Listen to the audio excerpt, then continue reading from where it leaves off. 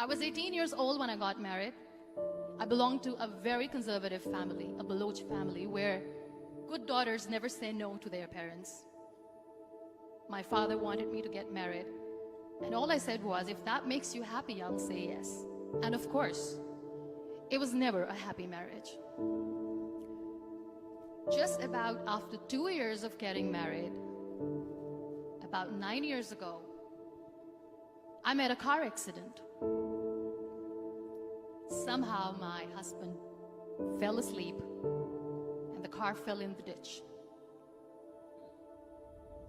He managed to jump out, saved himself. I'm happy for him.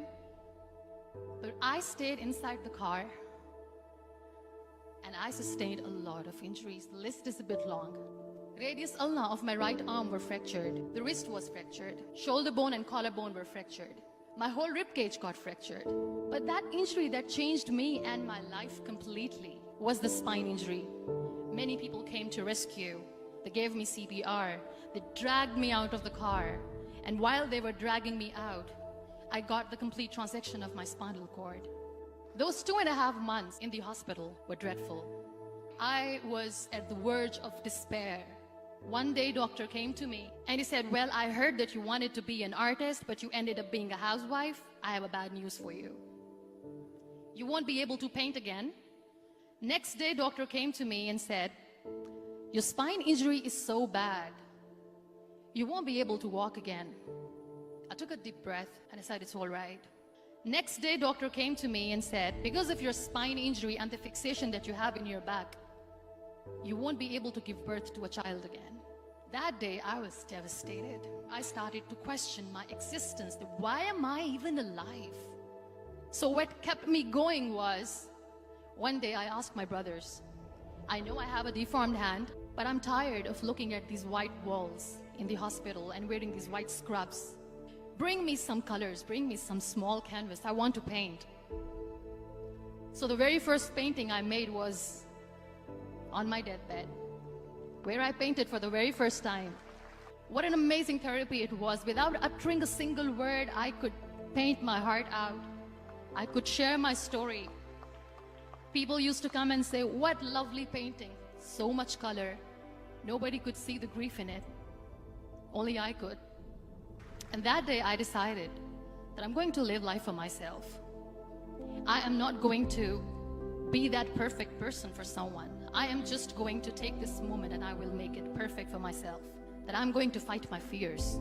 So I wrote down one by one all those fears. And I decided that I'm going to overcome these fears one at a time. You know what was my biggest fear? Divorce. But the day I decided that this is nothing but my fear, I liberated myself by setting him free. And I made myself emotionally so strong that the day I got the news that he's getting married, I sent him a text that I'm so happy for you and I wish you all the best. And he knows that I pray for him today. Number 2 was, I won't be able to be a mother again. And that was quite devastating for me. But then I realized there are so many children in the world, all they want is acceptance. So there is no point of crying, just go and adopt one. And that's what I did.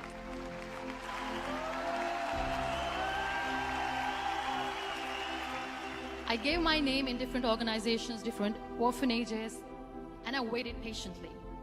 2 years later, I got this call from a very small city in Pakistan. I got a call and they said, are you Muniba Mazari? There is a baby boy and would you like to adopt? I could literally feel the labor pain. I said, yes, yes, I am going to adopt him. I am coming to take him home. And that day, Niall was 2 days old, and today he's 6. You know, when you end up being on the wheelchair, what's the most painful thing? People think that they will not be accepted by the people because we, in the world of perfect people, are imperfects. So I decided to appear more in public. I started to paint. I have done a lot of modeling campaigns. I decided that I'm going to join the national TV of Pakistan as an anchor person.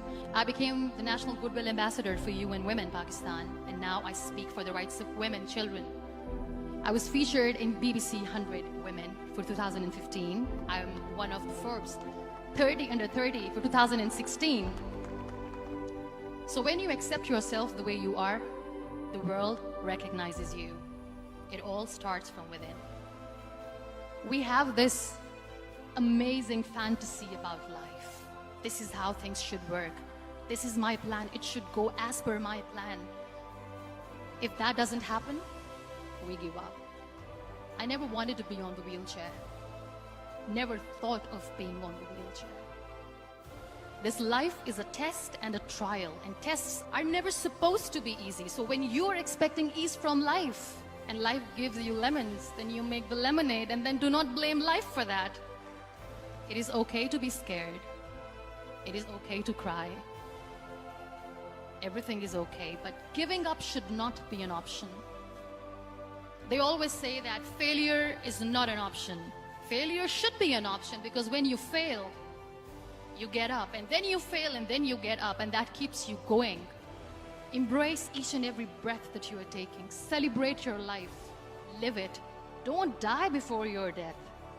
Real happiness lies in gratitude. So be grateful, be alive, and live every moment.